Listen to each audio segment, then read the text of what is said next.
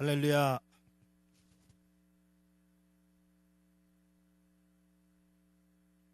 날씨가 조금 더워지는 것 같습니다. 그래서 좀 불쾌지수가 많이 이렇게 올라가는 그런 때인데 주님의 은혜와 평강이 늘 함께 하시기를 원합니다. 할렐루야. 아멘도 적잖아요. 이게 힘들어요. 열 내면 안 되거든요. 땀이 나거든요. 자, 땀을 한번 쫙 내는 마음으로 저는 오늘 바베큐로 감자를 먹고 온 사람입니다.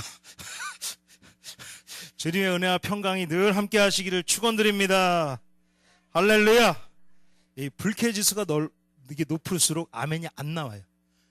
안 할수록 사람이 움츠려들고 이상해집니다. 그래서 막 이렇게 막 별로 은혜도 안 받았는데 막 부채질하는 분들도 많이 있고, 이런 마음들 우리가 좀 주님 앞에 내려놓고 은혜 받고 돌아갈 때 은혜가 있는 줄 믿습니다. 우리의 삶이 변화될 때 은혜가 되는 줄 믿습니다. 단지 이 시간 좀 시원하게 돌아가는 게 아니라 주님의 은혜의 말씀 속에서 내가 변화하리라. 주님 내게 은혜를 내려 주시옵소서. 하나님의 말씀으로 나를 가르쳐 주시옵소서. 그런 심정으로 주님께 나아가시는 분들에게 복이 될 줄 믿습니다. 할렐루야. 우리가 지혜로운 복된 삶을 살아야 됩니다. 지혜로운 삶을 살아야 됩니다. 전도서의 중요한 주제는요, 헛되고 헛되며 모든 것이 헛되도다라는 것이 중요한 주제입니다. 그래서 어떤 사람은 하나님 중심으로 살면서 철저한 금욕주의로 사는 사람이 있습니다. 저는 제일 싫어하는 사람들이 이런 금욕주의자들 별로 안 좋아해요. 왜냐하면 가짜가 많아요. 가짜가. 다 그 금욕이 하나님 앞에서 선하고 그러면 괜찮은데 이상한 사람들이 많아요. 그래서 저는 금욕주의자를 잘 안 믿습니다. 그러니까 세상적인 기쁨을 아예 무시하고 하나님의 기쁨만 구하면서 사는 사람이 있어요. 그걸 금욕주의자라고 합니다. 여기 혹시 금욕주의자 되세요? 네? 금욕주의자 계십니까? 말씀으로만 은혜 받고 기도로만 은혜 받고 찬양으로만 기쁘고 그런 분들이 있습니까? 세상에 재밌는 얘기 들으면 시시해 이렇게 넘어가는 사람들이 있습니까? 이걸 우리는 금욕주의자라고 하는데요, 금욕도 하나님이 은혜 주셔야지 하는 게 올바른 방법인 줄 믿습니다. 금욕도 하나님이 은혜 주셔야 돼요. 우리가요, 십자가 진다고 해서 우리가 오해하면 되는 게 아니라 내가 하나님에서 그냥 죽으면 된다. 하나님에서 내가 희생하면 된다. 이게 십자가의 정의가 아닙니다. 십자가는 그런 게 아니고요. 십자가를 진다는 것은 하나님이 죽으라고 할 때 죽을 수 있어야 됩니다. 할렐루야. 하나님이 가라고 하는 곳에 가는 거고 하나님이 죽으라고 할 때 죽는 거예요. 내가 하나님 위한다고 먼저 죽고 막 재산 다 드리고 이게 십자가가 아니에요. 그거는 잘못된 겁니다. 나중에 그러면서 후회하잖아요. 내가 왜 재산을 다 했는가? 막 난리가 나요. 그거는 속은 겁니다. 그래서 하나님이 은혜 주실 때 할 수 있는 거예요. 내가 희생할 수 있고 헌신할 수 있고 하나님 앞에 나아가는 그 모든 것이 하나님이 은혜 주실 때 하는 것이고, 분명히 말씀하시는 것이 베드로에게 말씀하실 때 네가 살아서는 네가 원하는 대로 하고 네가 원하는 곳에 가고 네가 원하는 대로 행동했지만은 이제 사람들이 너에게 띠를 띄우고 네가 원치 않은 곳으로 데려가서 원치 않는 죽음을 당하게 하리라 말씀하신 게 뭡니까? 십자가에 대한 정의였습니다. 그러니까요, 하나님 위해서 뭐 다 하는 게 중요한 게 아니라 하나님의 뜻을 구별하는 것이 우리 인생에는 매우 중요한 줄 믿습니다. 십자가라는 것은 내가 지는 것이지만 죽는 장소도 주님이 정해준 곳으로 가서 주님이 원하는 그 죽음을 당하는 것이 순교지, 그게 십자가 지는 것이지 하나님보다 더 앞서 나가는 것은 옳지 않습니다. 두 번째로는 전도서에 헛되고 헛되며 헛되도다라는 것을 이렇게 허무주의로 생각하는 사람이 있습니다. 그래서 인생은 다 헛된 거야.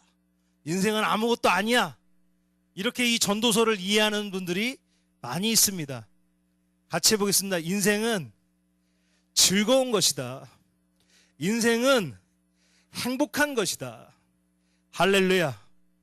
사람을 만나도 행복하시기를 주님의 이름으로 축원을 드립니다. 사람과 대화를 해도 늘 행복이 넘치시기를 주님의 이름으로 축원을 드립니다. 사람을 만나는 것도 소중한 것이고, 밥을 맛있는 것 먹는 것도 소중한 것이고, 사람과 대화하는 것도 소중한 것이고, 자는 것도 소중한 것이고, 여행 다니는 것도 소중한 것입니다. 그게 뭐가 헛됩니까? 헛된 것. 그러니까 이 전도서를 잘못 이해하면은 세상은 헛된 거야, 이게 아니라, 그것은 하나님을 알지 못하고 사는 인생이 헛되다는 겁니다. 무슨 말씀인지 아시겠습니까? 하나님을 알지 못하는 그 인생이 헛되다는 거예요. 그 살아가는 모든 것이 헛되다는 겁니다. 그래서 인생이 헛되다는 게 아니고요, 우리는 살아가면서 반드시 하나님이 계신 것을 알아야 되고요, 또 사단이 역사하는 것을 알아야 됩니다.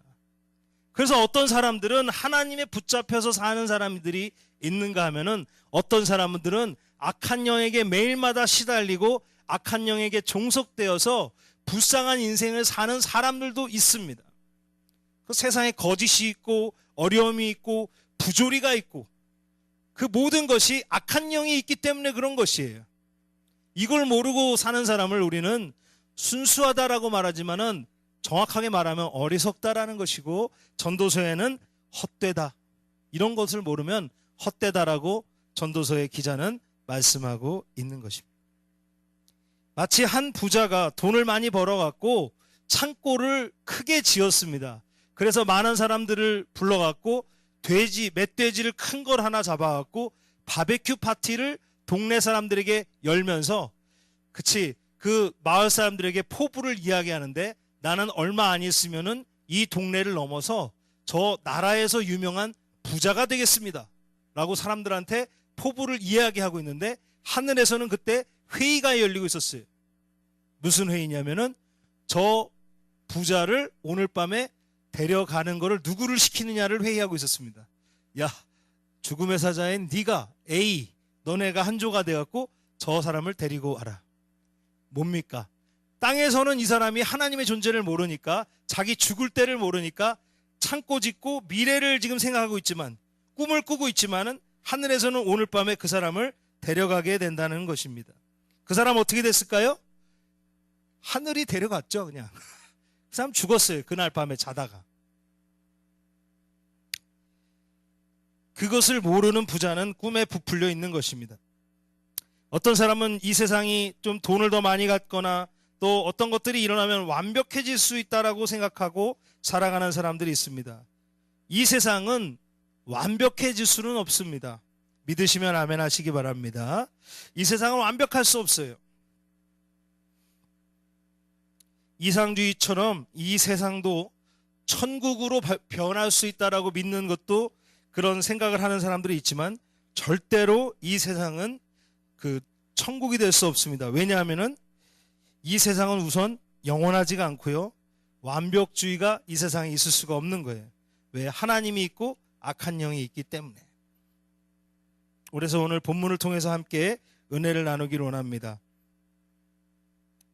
첫 번째로 같이 해보겠습니다. 이 세상은 영원하지 않다. 할렐루야. 우리가 없는 세상을 상상할 수 있습니까? 내가 죽고 없는 이 세상을 상상해 본 적 있으세요? 죽음에 대해 생각해 본 적 있으십니까? 전혀 우리는 생각하지 못하고, 좀 연세가 드신 분들은 생각하실 수도 있어요. 근데 대부분은 생각하지 않습니다. 이거를, 내가 없는 세상에 대해서 나는 영원히 살 것 같은 그런 착각 속에서 살아갈 때가 너무 많이 있어요. 그렇지만 이 세상은 절대로 영원하지 않습니다. 처음이 있고 끝이 있는 것이. 그리고 우리는 지금 누구나, 모든 사람이 다 끝을 향해 달려가고 있습니다. 2장 18절에서 21절까지 말씀 한 절씩 교독하겠습니다. 내가 해 아래서 내가 한 모든 수고를 미워하였노니 이는 내 뒤를 이을 이에게 남겨주게 됨이라.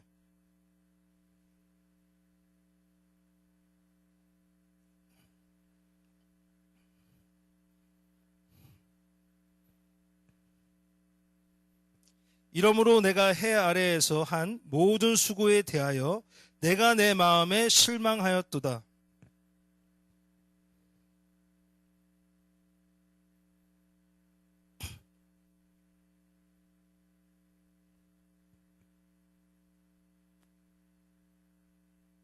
아멘. 지혜자가 말합니다. 헛되다. 이 세상에서 돈 버는 것이 헛되다. 왜냐하면은 그걸 가지고 올라가지 못하니까. 그게 헛되다는 거죠.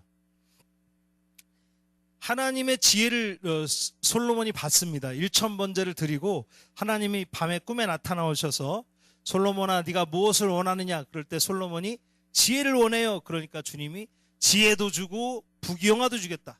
다 주셨습니다. 다 주셨어요.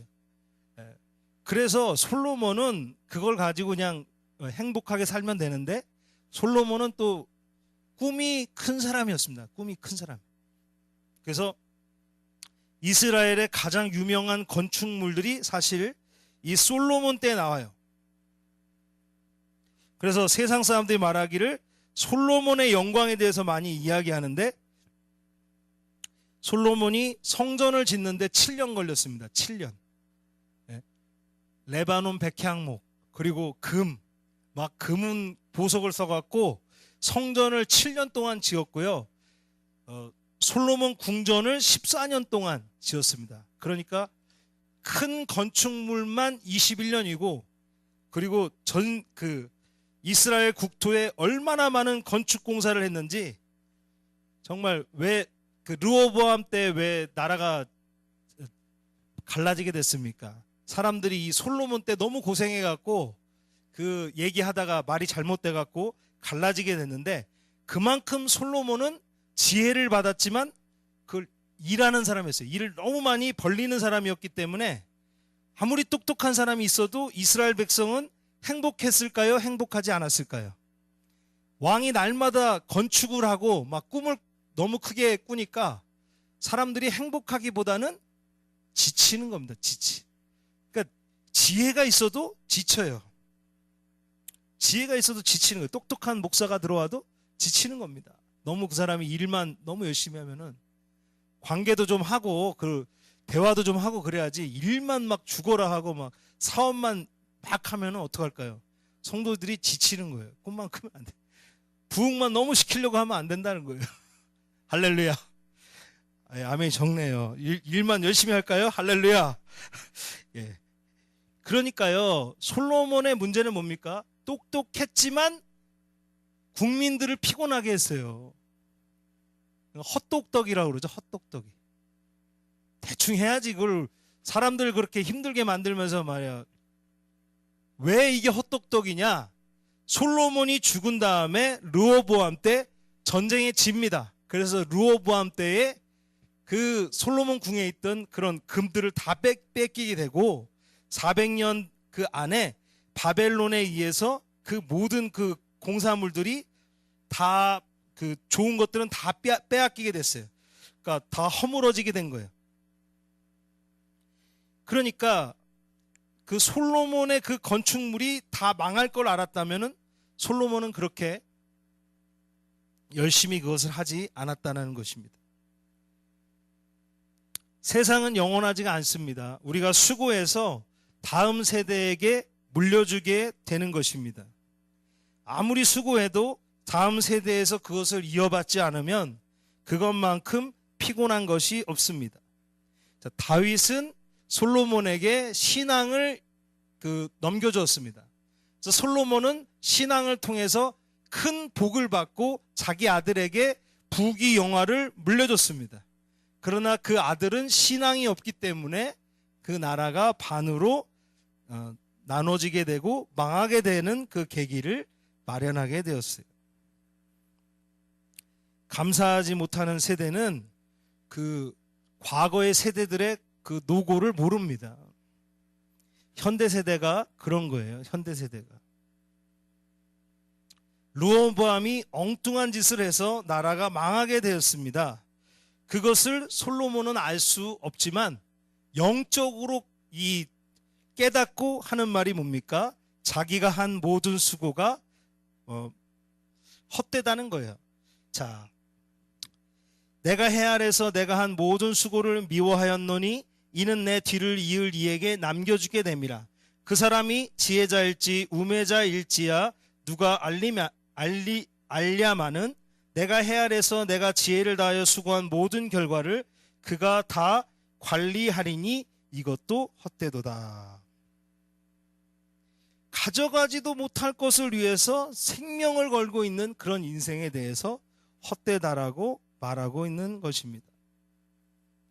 두 번째로는 근본을 깨달아야 된다. 24절 말씀 우리 한번 같이 읽겠습니다. 시작.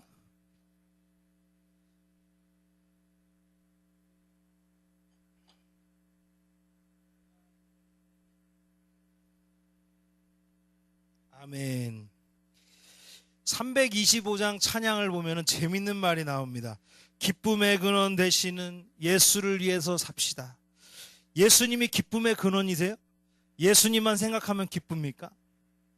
아니잖아요. 예수님 생각하면 그렇게 기쁘지 않잖아요. 무겁잖아요. 교회를 나올 때 어떠십니까? 무거운 마음 많이 갖고 오지 않으세요? 기쁨으로 오지는 않지 않습니까? 은혜 받으려고는 오지만은 막 그냥 신나거나 말씀 들어야 돼. 찬양해야 돼. 그 기도를 할렐루야 이렇게 하면서 오는 분들은 별로 없어요. 저도 신앙생활을 해봤기 때문에 압니다. 그게 무거워요. 은혜는 받으러 옵니다.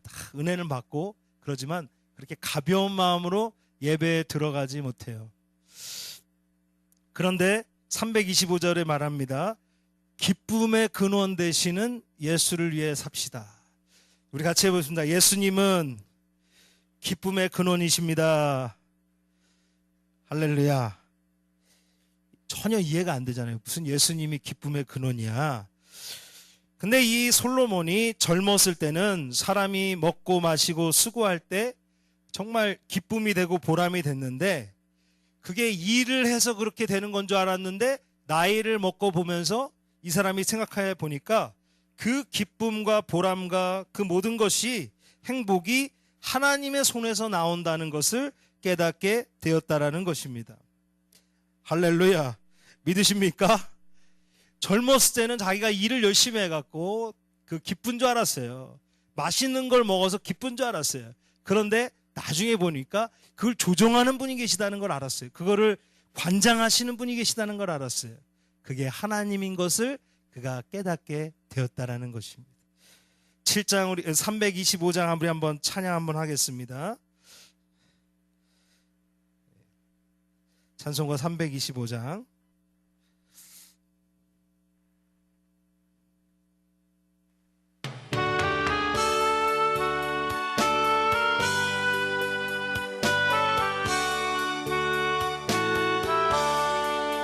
예수가 함께 계시니 기쁨이 오나 겁없네.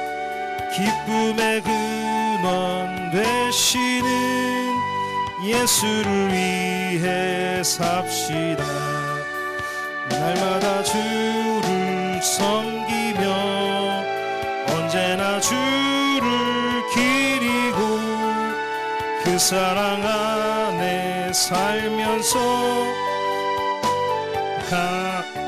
감합시다. 이 세상 사는 동안에 주 이름 전파하면서 무한한 복락 주시는 예수를 위해 삽시다. 날마다 주를 섬기며 언제나 주를 기리고 그 사랑 안에 살면서 딴 길로 가지 맙시다. 이 세상 친구 없어도 예수는 나의 친구니 불의한 의를 버리고 예수를 위해 삽시다. 날마다 주를 섬기며 언제나 주를 기리고 그 그 사랑 안에 살면서 딴 길로 가지 맙시다. 주께서 심판하실 때 잘했다 칭찬하리니 이러한 상급 받도록 예수를 위해 삽시다. 날마다 주를 섬기며 언제나 주를 기리고 그 사랑 안에 살면서 단 길로 가지 맙시다. 아멘. 기쁨의 근원은 누구십니까? 예수 그리스도십니다. 기쁨의 근원이 누구십니까? 그러면 예수 그리스도라고 좀 대답을 해주시기 바랍니다. 우리의 기쁨의 근원은 누구이십니까? 예수 그리스도. 다시 한 번 더 하겠습니다. 축복의 근원은 누구십니까? 할렐루야. 충만과 평강의 근본도 주님이신 줄 믿습니다. 보이지 않지만 그분이 그것을 관장한다라는 것을 솔로몬이 알기 시작한 것입니다. 누구든지 목마르거든 내게로 와서 마시라. 나를 믿는 자는 성경의 이름과 같이 그 배에서 생수의 강이 흘러 넘쳐 나리라. 할렐루야. 우리 배의 영역이 하나님의 은혜로 충만하는 모든 은혜가 있으시기를 주님의 이름으로 축원을 드립니다. 여기에 무의식이에요. 무의식의 세계가 주님의 은혜, 하나님을 사랑하는 마음으로 충만하고 마귀에게 빼앗기지 않는 그런 인생이 되시기를 주님의 이름으로 축원을 드립니다. 그 배에서 생수의 강이 흘러 넘쳐 나리라. 할렐루야. 그러니까 이 더운 날 아이스크림만 먹으면은 이 배가 은혜가 넘치겠습니까? 악이 넘치겠습니까? 아이스크림만 계속 넣고 기도 안 하고 말씀 보지 않고 그럼 어떻게 되겠어요? 내가 육신이 원하는 대로 하면은 그 악한 영의 그 영향력으로 들어가는 거예요. 그걸 통해서 악한 영에게 이용당하기도 하고 괴로움을 당하는 것입니다. 예수 그리스도의 이름으로 명하노니 모든 악한 영은 우리에게서 모든 묶임을 풀고 떠나갈지어다. 할렐루야. 이 배에서 생수의 역사가 일어나시기를 주님의 이름으로 축원을 드립니다. 어떤 사람은요 돈을 잘 벌고 맛있는 음식을 먹지만 전혀 인생이 행복하지 않는 그런 사람들이 있습니다. 없을까요? 다 행복할까요? 돈 많고 그러면? 아니요. 맛있는 음식 먹고 돈 잘 벌지만 인생이 그렇게 행복하지 않은 사람들이 있습니다. 요즘도 그렇죠. 오늘도 그 금호아시아나에 또 그 사건이 일어났죠. 너무 부조리 때문에 그 사람이 자살을 했죠. 너무 막 가슴이 아픈 그런 일입니다. 그 사람이 굉장히 착한 사람이고 좋은 사람입니다. 그런데 참 안타까운 것은 우리는 이럴 때일수록 어려움일수록 주님의 손을 붙잡으시기를 주님의 이름으로 축원을 드립니다. 내 스스로 나의 그것을 끊어서는 안 돼. 그냥 무슨 일이 일어날지 모르지만 주님을 붙잡으시기를 주님의 이름으로 축원을 드립니다. 우리의 목숨은 주님의 것입니다. 할렐루야. 내가 스스로 할 수 있는 게 아니에요. 그거를 무슨 동정론을 하고 물론 그 안에는 더 많은 이야기가 있을 수 있지만은 우리가 동정할 수 있는 이야기가 아닙니다. 우리나라는 목숨을 경시하는 그런 악한 영의 그런 공격들이 있고 그런 문화들이 아주 오래서부터 있어 왔습니다. 이제는 우리가 그것을 주님의 은혜로 깨야 되는 놀라운 은혜가 있으시기를 주님의 이름으로 축원을 드립니다. 갑부의 딸이 있었어요. 미국에서 유학을 하다가 제가 생각할 때는 재산 싸움에 이 여자가 걸리게 됐어요. 그러니까 이 자매는 첩의 딸이었습니다. 그러니까 그 말만 하면은 너무나 유명한 그 재벌집에서 유학을 하다가 이 자매가 어떤 일이 있었는지 모르지만 스스로의 목숨을 끊게 되는 거예요. 그 말은 뭡니까? 그가 가진 재산도 그를 행복하지 못하게 했다라는 거예요. 돈을 잘 벌고 맛있는 음식을 먹지만 정말 어떤 사람은 몇 분마다 몇 시간마다 엄청난 돈을 벌지만 인생이 전혀 행복하지 않는 인생들도 있습니다. 아무리 돈이 많지만 음식이 들어가지 않는 사람도 있어요. 입으로 음식을 못 먹는 사람도 있습니다. 그러나 반면에 가난하지만 부족하지만 그렇게 부자도 아니지만 비싼 음식을 먹지 않지만 날마다 행복하고 감사하면서 살아가는 인생도 있습니다. 우리의 인생이 항상 기쁘고 찬양하며 하나님께 영광 돌리는 그런 기쁨의 인생들 되시기를 주님의 이름으로 축원을 드립니다. 왜? 기쁨의 근원이 예수 그리스도라는 것을 알았기 때문입니다. 25절에 말씀합니다. 아, 먹고 즐기는 일을 누가 나보다 더 해보았으랴. 솔로몬이 40년 동안 이스라엘을 다스렸어요. 그러면 1년에 100번씩만 파티를 한다고 해도 4,000번의 큰 국가 규모의 파티를 했던 사람이 솔로몬입니다. 그러나 그가 말합니다. 이 모든 것이 헛되도다.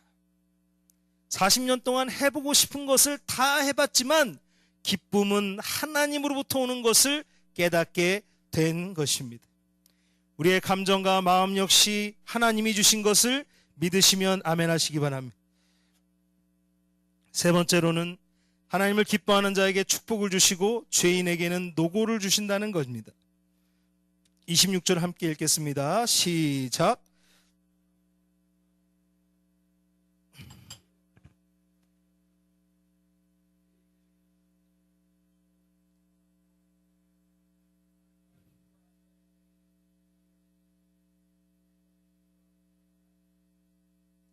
아멘.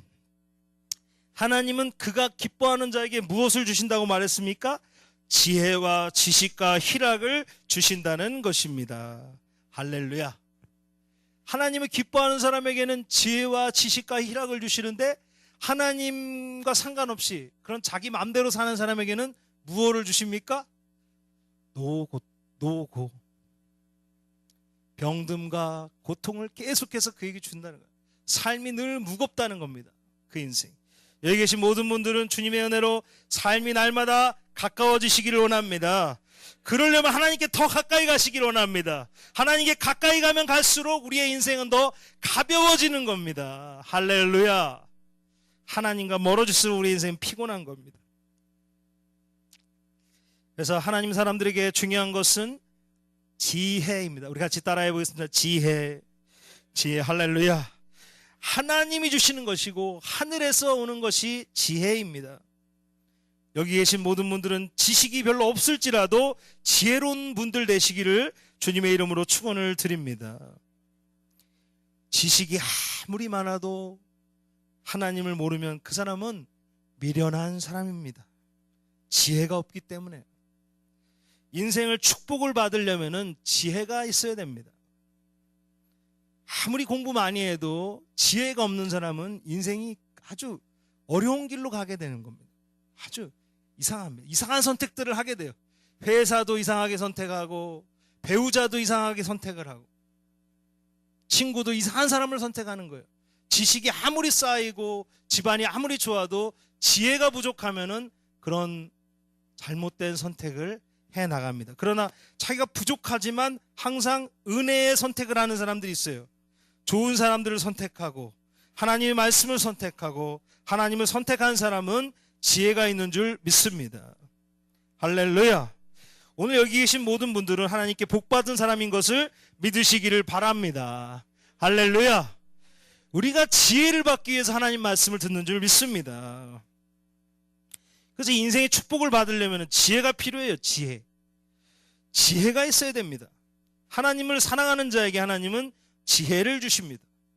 하나님 말씀에는 지혜가 있습니다. 세상에도 이런 말을 있습니다. 왕국을 통치하거나 회사를 경영하려면 반드시 지혜가 필요하다. 그 지혜 안에는 많은 것들이 담겨져 있습니다. 아무리 많은 공부를 해도 지혜가 없는 사람은 망하게 돼 있다는 거예요. 왕국을 통치하려면 지식도 중요하지만 지혜가 필요하다는 거예요. 지혜는 분별력입니다. 지식이 많지만 사단에게 잡혀 사는 사람도 많이 있습니다. 우리의 인생을 축복의 길로 인도하려면 지혜가 반드시 필요합니다. 지혜자이냐 우매자인 자를 스스로 오늘 결정해 보시길 원합니다. 나는 지혜자인가 아니면 나는 우매자인가? 그렇다면 하나님이 기뻐하는 일을 지금 하고 있는가 안 하고 있는가를 스스로 분별하시기를 원합니다. 그래서 하나님께서 기뻐하는 인생을 사는 사람에게 지혜를 주십니다. 첫째로 하나님 기뻐하는 인생은 죄의 길을 떠나고 하나님을 경외하는 인생입니다. 같이 해보겠습니다. 죄의 길을 떠나고 하나님을 경외하자. 할렐루야. 복이 있는 자의 길, 이거 시편 1편에 나와 있는 것처럼 철저한 죄와 반대의 길입니다. 죄가 하는 것을 반대로 하면은 그게 복이에요.